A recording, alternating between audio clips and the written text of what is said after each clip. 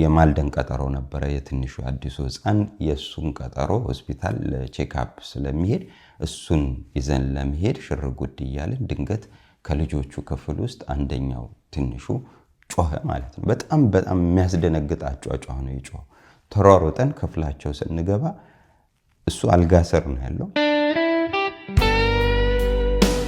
ሰላም ተመልካቾች እንዴት ናችሁ እንዴት ሰነበታችሁ እንዴት ከረማችሁ እንደምን አላችሁልን እንግዲህ ያው ርዕሱ ላይ እንደተመለከታችሁት ዛሬ አሜሪካን ሀገር የተቀመጣችሁበት ወደ ኢትዮጵያ የማትመለሱበት ምክንያት ምንድነው ብላችሁ ለጠየቃችሁ ጥያቄ መልስ እንሰጣለን በርካታ ተመልካቾቻችን የሚያነሱት ጥያቄ ነው በኮሜንት ሴክሽን ስር ተደጋግሞ የሚነሳ ጥያቄ ነው ከዛ በተጨማሪ ደግሞ መንገድ ላይም ሲያገኙን አንዳንድ ወዳጆቻችን እንዲሁም አድናቂዎች ጓደኞቻችንም እየደወሉ ቤተሰብ ለምንድነው ማትመጡት ምንድነው መስሩት የሚል ጥያቄ ያነሳሉ ስለዚህ ወደ ኢትዮጵያ መመለስ ያልቻልንበትን በተለይ አሁኑን ምክንያታችንን እንናገራለን ማለት ነው ዝግጁ ያው እንግዲህ ወደ መልሳችን ከመግባታችን በፊት ጎረምሳው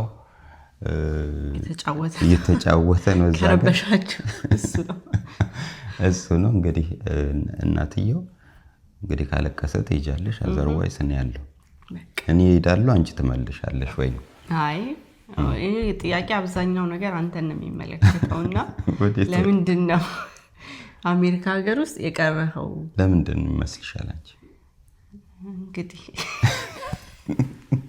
እሱን ልንሰማ መስሎኝ ዛሬ ተቀመጥነውና እንዳልከው ነው የብዙ ሰዎች ጥያቄ ነው በጣም በተደጋጋሚ የተጠየቀ ስለነበር ከዚህ በፊትም ኢትዮጵያ ሙቭ አድርገናል ብለን ነበር ስለዚህ አንዳንድ ሰዎች ስቲል የት እንዳለን የማይገባቸው ሰዎች አሉ እዛነን ሲባል እዛነን እዚነን እዛና እዚነንና በአሁኑ በቃን ብለን ይሄንን አመት እዚህ የመሆን እቅድ አልነበረንም ጨርሰን ትኬት ቆርጠን ቤት አሜን ኢትዮጵያ ያለው ነገር ሁሉ ነገር አዘጋጃጅተን ልንገባ ስንል ድንገት ለማንኛውም ወደ መልሱ ከመሄዳችን በፊት በርካታ ኮሜንቶች እየተሰጡ ነበር ከዛ ውስጥ ግን በጣም ልቤን የነካኝን ኮሜንት ላነብላችሁ አዘጋጂ ብያት ነበር ስክሪንሻት አርገሽ አርከል እስቲ እንየውና እሱን ያነበብን እንጨዋወታለን ማለት ነው እሺ አንደኛው ላንብብልህ አንተ ደግሞ አንደኛው ታነባዋለህ እሺ መጀመሪያው ነጽርሽን አፈልጊ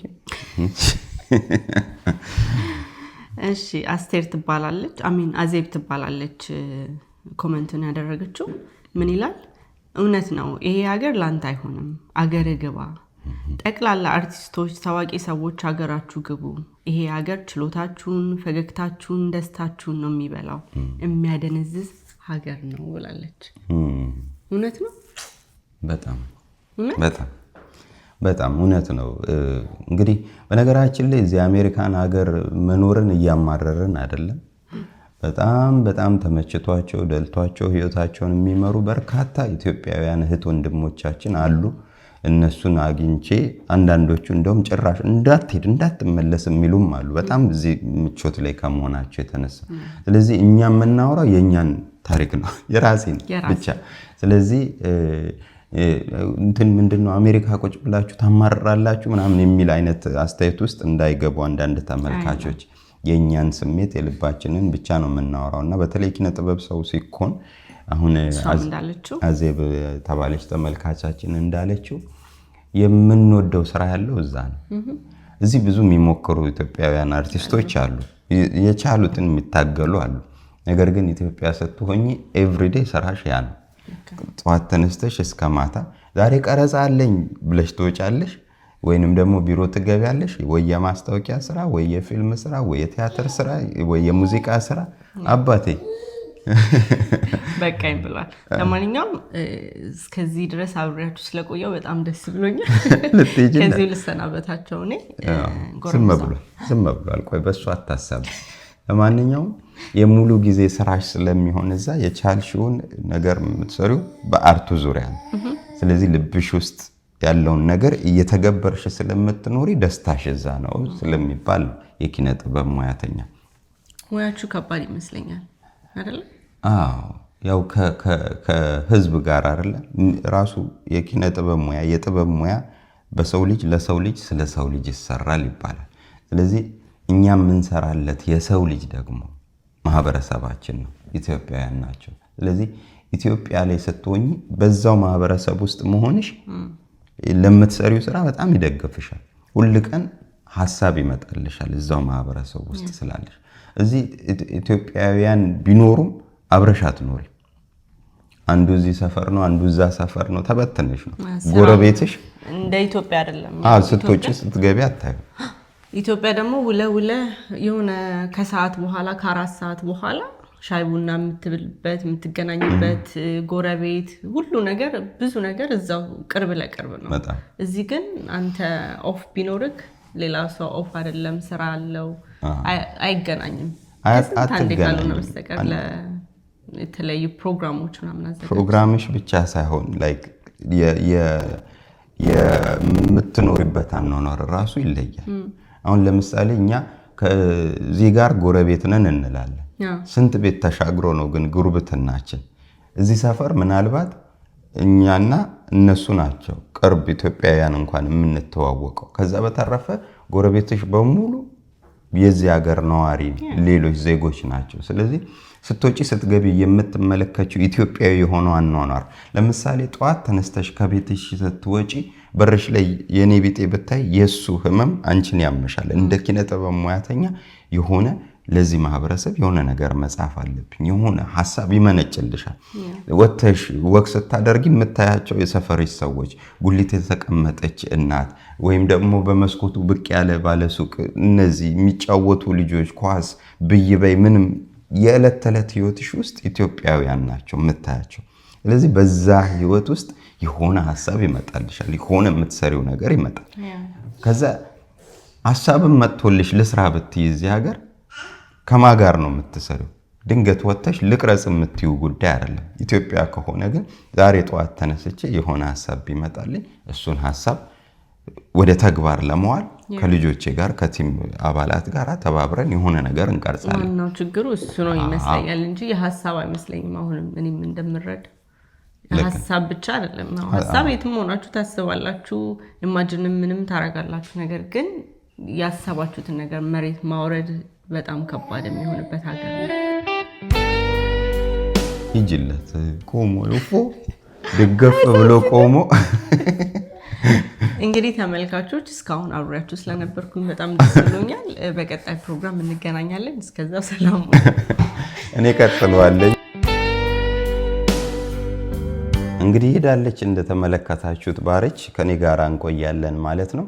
እዚህ አሜሪካን ሀገር ያስቀመጠን ወደ ኢትዮጵያ መመለስ ያልቻልንበት ምክንያት ምንድነው የሚለውን እናነሳለን። ከዛ በፊት ግን ከተላኩት ኮሜንቶች መካከል በጣም ልቤን የነካኝን አንድ ኮሜንት ላንብብላችሁ። እቺ ተመልካችም ናት፣ ግን ደግሞ በጣም የምትታወቅ የኪነ ጥበብ ሙያተኛ ነች።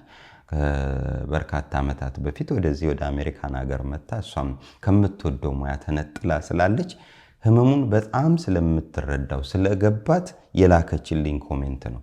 ኮሜንቱን ከመላክ ባሻገር ስልክ ቁጥሬ የላትም። ስለዚህ አፈላልጋ በሰዎች በኩል ዞራ በናዚዛ በኩል አጠያይቃ አግኝታ ደወለችልኝ። ደውላም ያለችኝ ተመሳሳዩን የዚህን የኮሜንቷን ሐሳብ ነው። ስለዚህ ኮሜንቱን ካነበብኩላችሁ ልቧ ውስጥ ያለው ነገር ምን እንደሆነ ይገባችኋል። ፍፄ ምንድነው ብላ ትጀምራለች። ያው ስሟን ስላላስፈቀድኳት መግለጽ አልፈለኩም። ፍፄ ምንድነው? አሜን፣ ፈጣሪ ይርዳ። በጣም ጀግና ነህ እኮ። ይቺ አሜሪካ የጠበቅነውን ነገር አትሰጥም። ዝም ብለህ ኢትዮጵያ ግባ።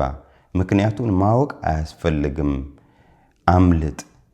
ሁሉም ነገር ውሸት ነው። ልጆችህ እዛው ይማራሉ። መጀመሪያ አንተና ቤተሰብህ ስትኖሩ ነው።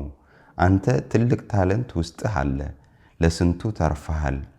ቤተሰብህን ይዘህ አምልጥ። እግዚአብሔር ይርዳ። በጣም የሚገርም ነው። በጣም ነው የምወድህ፣ እንፈልጋለን ብላ ነው የላከችው። ዋው! እውነት ለመናገር ኮሜንቱን ባየሁት ቁጥር ይረብሸኛል። ምክንያቱም የሙያ አጋራችን ናት እቺ ሴት።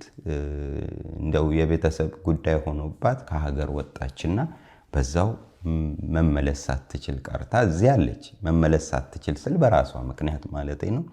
ስለዚህ ይገባታል። በጣም በጣም ከሚከበር ትልቅ መድረክ ላይ ወርዳ የመጣች የኪነ ጥበብ ሙያተኛ ነች። እዚህ ሆና ሌላ ነገር ስትሰራ የምትወደው ሙያ ያደገችበትን ረጅም ዓመታት የኖረችበትን ሙያን ትታ እዚህ ሀገር መቀመጧ ምን ያህል እንደሚረብሻት ደውላ አጫወተችኝ።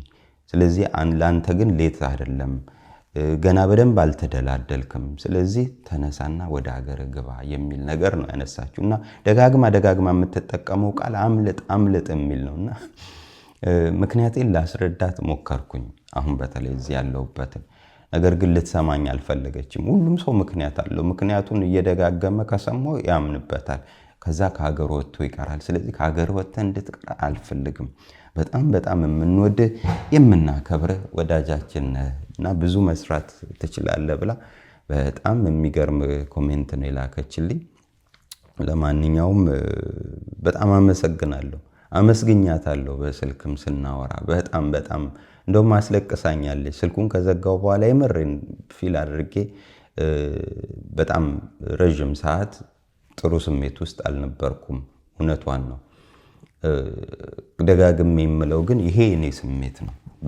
በጣም ደስ ብሏቸው ተደላድለው የሚኖሩ ወዳጆችም አሉ።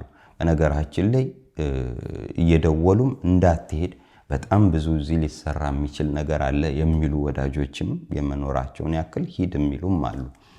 ስለዚህ እኔ ስለ ራሴ ሳወራ ቅር እንዳይላችሁ አንዳንድ ተመልካቾች፣ ኧረ በጣም ዘና ብለን ነው የምንኖረው ተመችቶን የምትሉ ልትኖሩ ትችላላችሁ። ኢቭን የኪነ ጥበብ ሙያተኛ ሆነውም ተደላድለው ተመችቷቸው የሚኖሩ አሉ። ሌሎች ነገሮችም እየሰሩ የሚኖሩ ምንም የየሰው ስሜት ይለያያል። ስለዚህ ኢትዮጵያ አይመቸኝም የሚል ሰው አለ፣ አሜሪካ አይመቸኝም፣ እኔ የአረብ ሀገር አልተመቸኝም፣ ደቡብ አፍሪካ አልተመቸኝም የሚል ሰው አለ። ልክ እንደዛው አድርጋችሁ ቁጠሩት። የዛኑ ያህል ደግሞ በጣም ተመችቶኛል የሚልም ሰው አለ። ለእኔ ግን እውነት ለመናገር እዚህ ሀገር የምሰራው ብዙም ነገር ስለሌለ ጥሩ ጊዜ አይደለም። ምክንያቱን ልንገራችሁ። ያው እንግዲህ እንደምታውቁት ወደ ኢትዮጵያ ተመልሰን እየሰራን ነው ያለነው የነበረውና እንግዲህ ባለፈው ከሄድን በኋላ ልጆቹ በጣም እየታመሙ ተቸገርን። እንግዲህ ወዳጆቻችንም በቅርብ ስላሉ ሲያግዙንም ስለነበረ ድንገት በሌሊትም እየተነሳን ሆስፒታል መሯሯጥ ሆነ። ልጆቹ ትኩሳታቸውም ከፍ እያለ ቆዳቸው በጣም የሁለቱም በጣም ተበላሽቶ ነበረ። የሚያሳክክ ነገር ብዙ ነገሮች ተቸግረው ነበር እና አለርጂ ነው፣ ሰውነታቸው ይቆጣ ነበር። በዛ ምክንያት እዛ መቀመጡ ትንሽ ራስ ወዳድ የሆንኩ መሰለኝ። እኔ ለራሴ የምወደውን ነገር ልስራ በሚል ልጆቹ ሳይጠነክሩ በዚህ አይነት ሲቹዌሽን እንዴት መኖር እንችላለን የሚል ነገር አነሳን እና እስቲ ደግሞ ለአንድ ዓመት እስኪረጋጉ እንምጣ ብለን መጣን። እንዳልነውም እዚህ ከመጣን በኋላ ልጆቹም ያው ሕክምናቸው ምናምን ተከታተሉ። ይሄ ቆዳቸው ላይ የወጣው አለርጂውንም የተለያዩ መድኃኒቶች ሰጧቸው። ደህና ሆነው ያው ትምህርት ቤትም እዚህ ዳላስ ላይ አስመዝግበናቸው ትምህርት ቤት እየሄዱ ነበርና ከዛ በኋላ ያው እንግዲህ አንድ ዓመት ስለሆነ ብለን የመጣ ነው። ዓመቱ ሲያልቅ ትምህርታቸው ሲዘጋ ወደ ኢትዮጵያ ለመሄድ ትኬት ቆረጥን። በዛ ወቅት እንግዲህ ባለፈው እንደነገርናችሁ ባርች እርጉዝ ነበረች። ስለዚህ እሷ ስትወልድ መጨረሻ እኛ ልንሄድ ያሰብንበት ጁን ወር ላይ የምትወልድበት ወቅት ነው። ስለዚህ ከወለደች በኋላ ተነስተን እንሄዳለን በሚል ትኬት ቆረጥን። የሚገርመው ነገር ገና በወለደች በ20 ምናምነኛው ቀን ወይም ወደ 30 ቀን አንድ ወር አካባቢ ሲሆናት ነው ለመሄድ ወስነን ትኬቱ የተቆረጠውና ትኬቱን ቆርጠን ቀኑን እየጠበቅን እያለ አንድ ቀን ድንገት ቤት ውስጥ የማልደን ቀጠሮ ነበረ። የትንሹ አዲሱ ሕፃን የሱን ቀጠሮ ሆስፒታል ለቼክአፕ ስለሚሄድ እሱን ይዘን ለመሄድ ሽርጉድ እያለን ድንገት ከልጆቹ ክፍል ውስጥ አንደኛው ትንሹ ጮኸ ማለት ነው። በጣም የሚያስደነግጥ አጫጫ ነው የጮኸው። ተሯሩጠን ክፍላቸው ስንገባ እሱ አልጋ ስር ነው ያለው ትንሹ፣ ትልቁ አልጋው ላይ ሆኖ ይሄኛው ከስር ሆኖ ትንሹ በእግሩ ፍራሹን ይገፋል፣ ትልቁ ደግሞ ከላይ ሆኖ ይዘላል ማለት ነው እየተጫወቱ። ይሄኛው እንዲየገፋ ከላይ ሲዘል እግሩን አጥፎታል ወደ ተቃራኒ አቅጣጫ። እንግዲህ እንዳሉን ከሆነ ስንመጣ ግን ምንም የሚታይ ነገር የለም። በጣም ህመም ላይ ነው ያለው። ይጮሃል።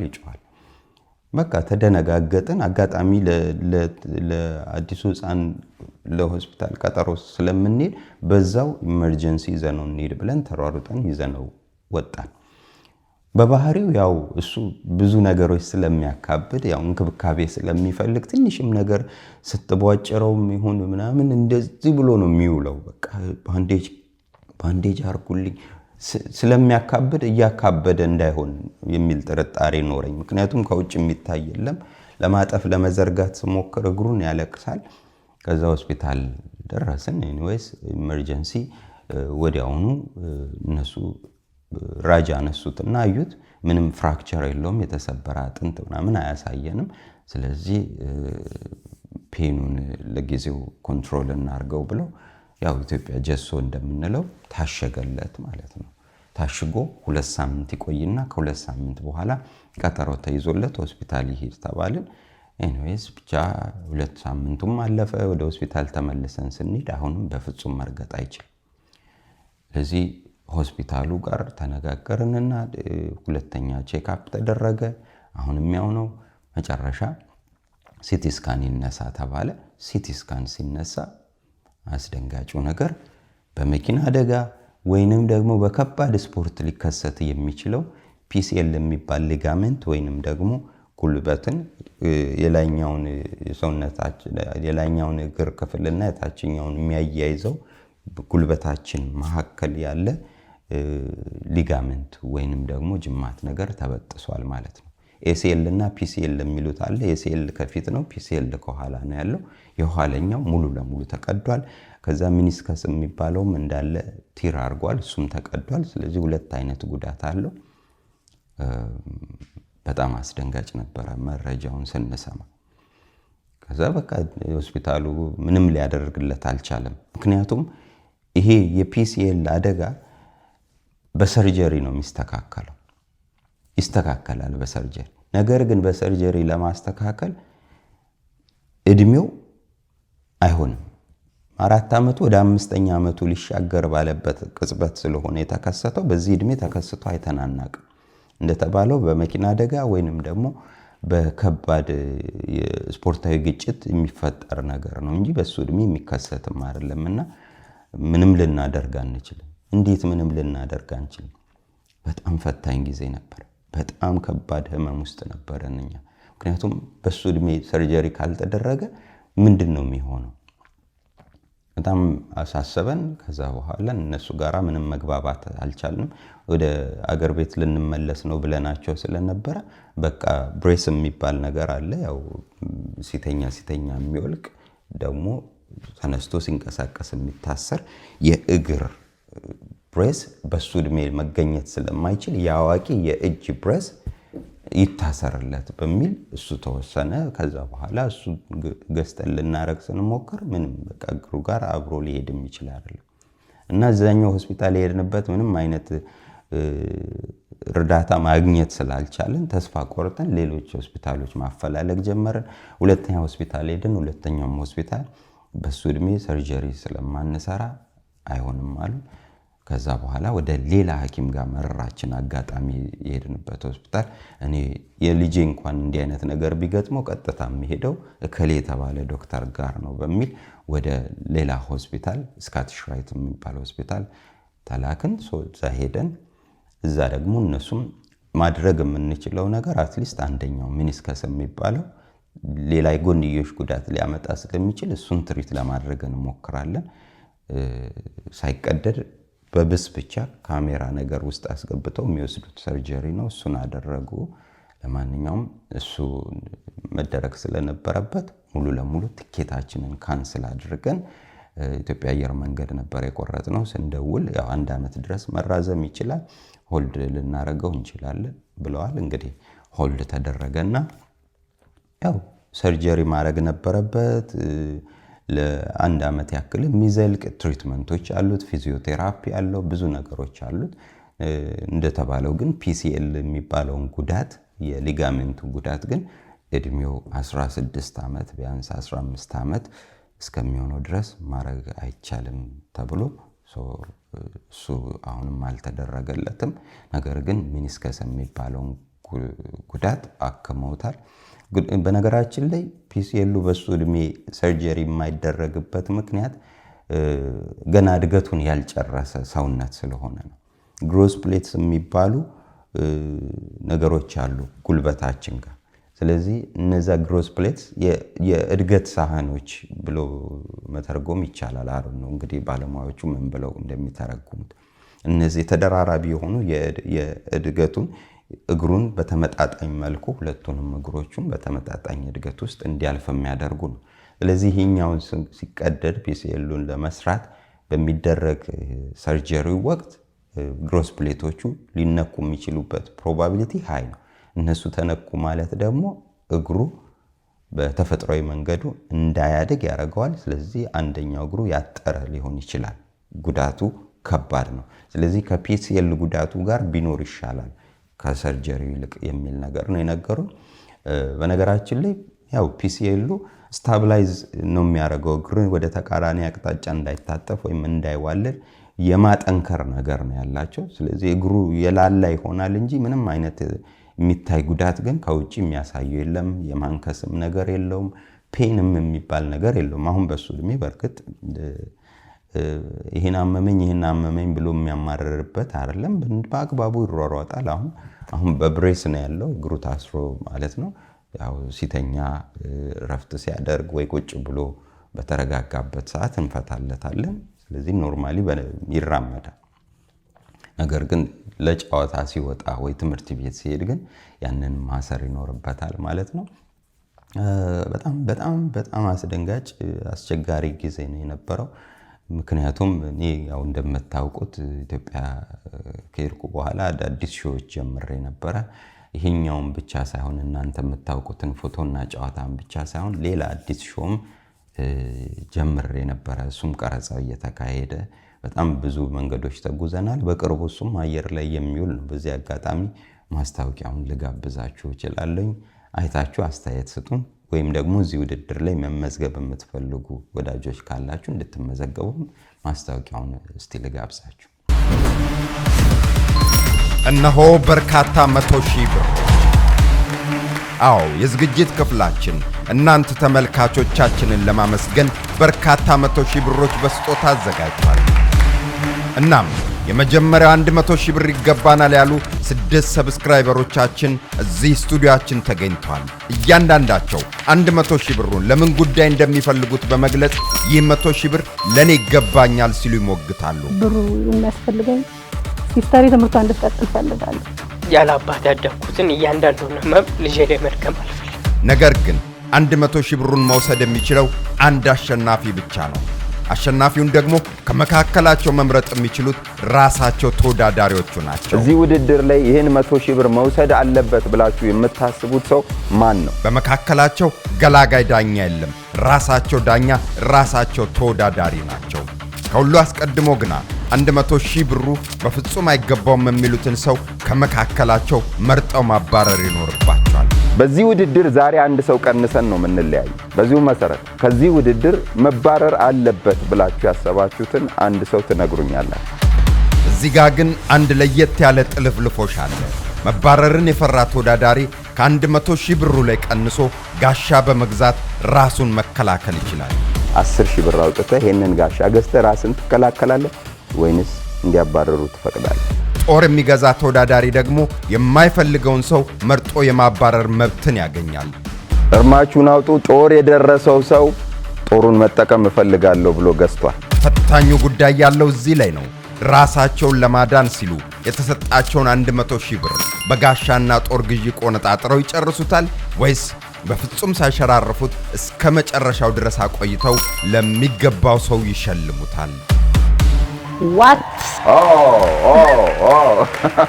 ራስን ማስቀደም ወይም ለሌሎች ቅድሚያ መስጠት ጋሻና ጦር ልዩ የመዝናኛ ዝግጅት።